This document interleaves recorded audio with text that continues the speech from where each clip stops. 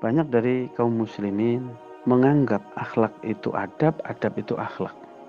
Lalu bagaimana membedakannya? Syekh Utsaimin rahimallahu rahmatan wasi'atan di dalam kitab Makarimul Akhlak, beliau menjelaskan bahwasanya akhlak itu suratun batinatun. Akhlak itu amal hati. Adapun kaitan dengan permisi, tingkah laku badan, itu adab. Makanya susunan yang tepat ialah akhlak adab, bukan adab akhlak. Karena seorang bisa beradab kalau akhlaknya itu baik. Dan akhlak ini ada berbagai tingkatan. Yang pertama ialah akhlak pada Allah, mentauhidkan Allah Subhanahu wa taala. Kemudian yang kedua, berakhlak kepada Nabi Shallallahu alaihi wasallam. Tidaklah disebut berakhlak kepada Allah kecuali berakhlak kepada Nabi. Kemudian yang ketiga, berakhlak kepada para sahabat.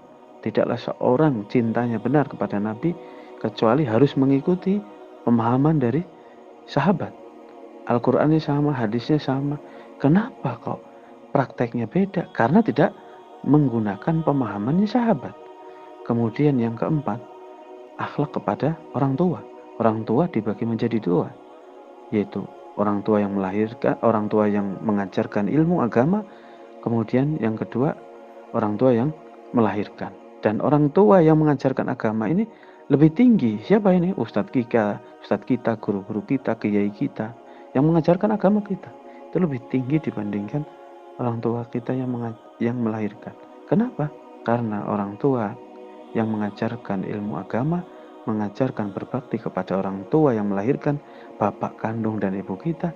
Adapun bapak kandung dan ibu kandung kita belum tentu mengajarkan kepada anaknya untuk berbakti kepada ustadz-ustadznya, kiainya. Jarang sekali. Bahkan kalau di sekolah umum, guru itu takut ketika anaknya ngadu ke bapaknya lapor ke polisi. Barulah yang kelima atau yang keenam, itu yang terakhir, akhlak bersama masyarakat. Nah, ini tidak boleh dijadikan nomor satu. Akhlak kepada masyarakat itu akhlak yang terakhir. Nah, banyak kaum muslimin menjadikan akhlak kepada masyarakat ini dijadikan seakan-akan baik tidaknya seseorang itu tergantung yang terakhir ini. Tidak. Seorang itu walaupun baiknya begitu luar biasa kepada masyarakat, ketika adzan datang terdengar, dianya santai, tidak terpengaruh, tidak ke masjid, tidak memutus pekerjaannya untuk istirahat, untuk segera ke masjid atau ke musola, orang ini tetap disebut sebagai orang yang tidak berakhlak. Sama orang lain luar biasa baiknya, dan yang lain sama orang tuanya nggak baik. Banyak tidak? Banyak terjadi. Jadi apa? Akhlak yang terakhir, jadikan yang terakhir. Nabi itu orang yang paling berakhlak.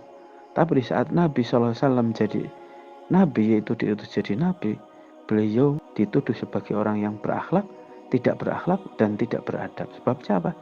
Beliau lebih mengutamakan cintanya Allah dan cintanya, ya intinya cintanya Allah, karena beliau Nabi. Kalau kita, cintanya Allah, cintanya Nabi. Nah, kayak gitu.